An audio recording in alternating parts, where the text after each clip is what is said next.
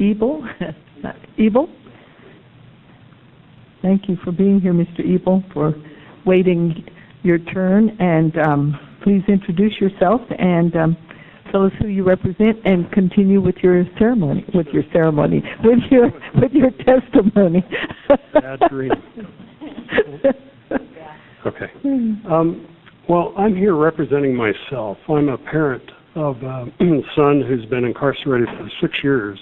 He's been in the Department of Corrections. He's served 6 years of an 8-year sentence.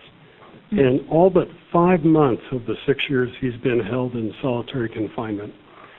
So part of what I'm going to say is anecdotal, but it's about somebody I really love and care about and really understand, and is very truthful with me. So hope you hear what I have to say.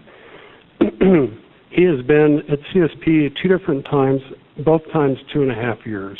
He's currently at CSP. I just saw him last Sunday. I have a good relationship with him. I visit him on an ongoing basis. I intend to support him when he gets out, I mean, financially and emotionally. But having said that, you know, I see some very distinct issues, and one of them is just as we move forward and we try to get a bill that puts some guidelines on how people get to CSP, and then once they're there, how do they get out? So my son has he has finished all the coursework to get out of CSP. He's done that several times. And about this last time in CSP, so now he's been there 2.5 years. Last 2 years ago, this past April, or 1 year ago past April, his case manager said to me, if all my inmates that were assigned to me were like your son, my job would be a piece of cake. And this was before a parole hearing. So I'm getting that from his case manager, and yet as he goes to the next level to get approved, so he goes, and it's the intelligence unit, they have him as being a suspected gang member associated with a gang, and there seems to be, they just tell him that. They've had conversations with him. He's tried to tell him that he isn't, tells me that he isn't, but he is stuck there, okay? And I'm saying he's stuck because I believe he is. So that's one issue. And the other thing is for anybody to say that this does not have an effect on mental health. I mean, my experience, so I've been down to see my son every 2 weeks for 6 years. And I don't go more often because we run out of things to talk about, okay? But even though he's well-read and he's a good conversationalist, in general, he started out that way. What I've seen over 6 years is he has become increasingly, he has a high level of paranoia. He's extremely anxious. So when he gets out to visit me, and he gets out of his cell to talk to me, I mean, he's so agitated that it will take an hour to an hour and a half before we can actually talk. And what I do, and for those of you as parents will understand, is I just sit there. I mean, I go, it's not about me.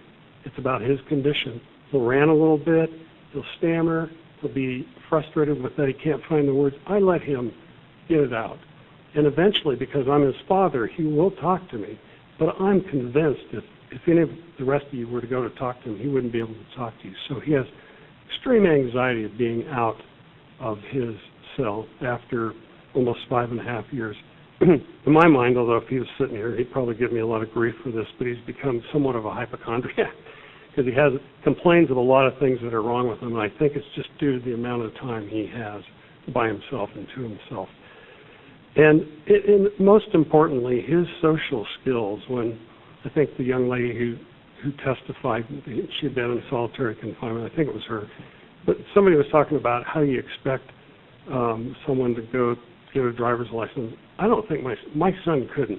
If he were released today, he could not go get a driver's license. He just couldn't.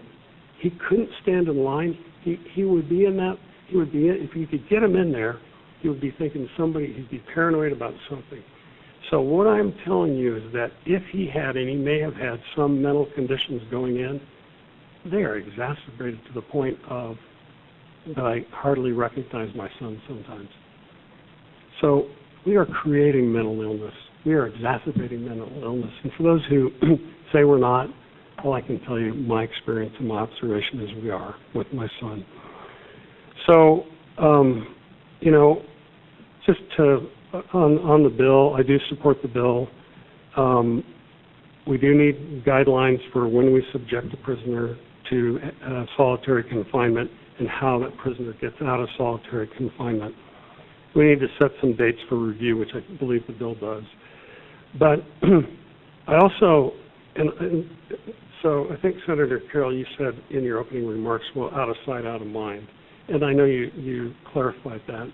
But it resonated with me because, listen, I lived a wonderful, happy life. Not that it still isn't, but I would have never imagined, I mean, I was shocked to see how we use solitary confinement in this state. I'm just shocked. And back to some guidelines on it, I'm shocked, not that we use it, but I'm shocked how we use it. For the number of years that we put people in solitary confinement, I'm shocked. I really am.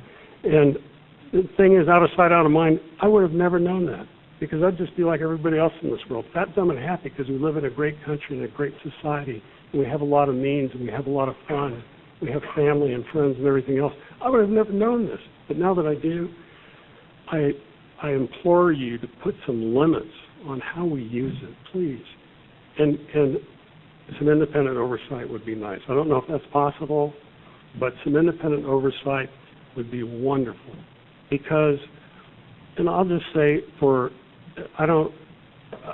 isn't about my son being in prison. He committed crimes and should be in prison. But for DOC, I think they're so close to it sometimes. I don't think it would hurt them to have somebody with a little dispassionate, a little more of an educated viewpoint. I don't care what their political persuasion is personally. I don't care. I just would like somebody to work in conjunction with DOC. That's what I wanted to say today. Thank you. Thank you. Senator Newell. Thank you, Madam Chair.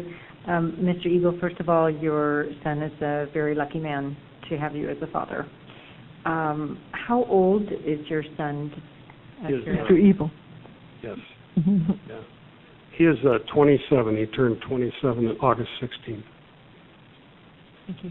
So his release date is in April of 2013. So he'll be 29 when he gets out. Senator Newell. And then question, does DOC staff ever tell you any things? Are they allowed to? Is it their policy to? Do they talk to you about why he's in there, why he's not out?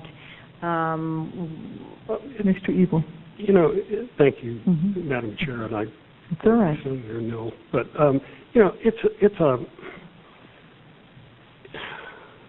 a fine line for me. Like, how do I approach DOC? I don't want retribution for my son. Also, I've become, because I've been down there so much, I've actually become very friendly with a number of the guards. Actually, personally like them. Okay, so I don't know how to interact with them. Really, I don't know. I'm really at a loss sometimes. I don't know if I intervene, if I use some persuasion, or if I use maybe people I know in the community to help me. Will that hurt him? I think it's really it's a conundrum for me. I'm not sure how to proceed. And so what I have gotten is, I didn't ask his case manager to tell me that. He told me that. One of the guards I see all the time has said, it's a travesty your son's still in here. I didn't ask him to say that. He said that to me because he knows me, but he also knows my son. So I'm really at a loss. I really have kind of not intervened. I really haven't talked to the warden. I haven't done that because I'm unsure of really, will that help or not? I don't know. Thank you. Thank you so much, Mr. Ebel. Gary Flakes. Hi, Mr. Flakes. Hey, how you doing? Good. Please introduce yourself and tell us who you represent and proceed with your testimony. All right, my name is Gary Flakes. I represent the Colorado Springs branch of the NAACP, and also I represent myself. Solitary confinement, it increases antisocial behavior, and also reduces the ability, the tolerance level of inmates. The regular general population is already broken down by race, gangs, and also religious affiliations. And so when you are in the cell for a number of years, you're in there by yourself and different things like that, when you are thrust back in population, not to speak of, society, your ability to really interact is reduced. You become paranoid. You don't like a lot of people around you, standing behind you. Your ability to communicate verbally is reduced because in there you may write letters aloud, make phone calls sometimes, and your visits are through, windows and different things like that. So that's my experience with being in AGSEG or solitary confinement for 2 years. Okay, thank you. Are there some questions? Thank you very much for being here, Mr. Blanks. All right, thank you.